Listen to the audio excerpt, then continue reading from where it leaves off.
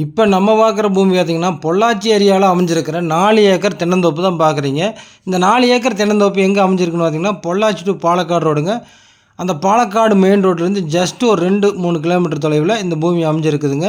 நல்ல ஸ்கொயராக அமைஞ்சிருக்குது. அழகான ஒரு பண்ணை வீடு அமைஞ்சிருக்குதுங்க. நாட்டு தென்னை மரங்களும் இருக்குதுங்க. அது கூட பார்த்திங்கன்னா செவ்வல்லி மரங்களும் இருக்குதுங்க.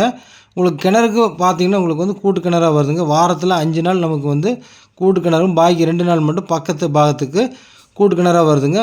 நல்ல ஒரு காய்ப்புள்ள செவ்வல்லி மரங்கள் நிறைந்த பூமி தான் பார்க்குறோங்க. இந்த கிணத்துல பார்த்திங்கன்னா நல்லா வத்தாத தண்ணிங்க. ஒரு 10, 15 அடி தூரத்துலேயே உங்களுக்கு பார்த்திங்கன்னா தண்ணி மேலால் இருக்குதுங்க.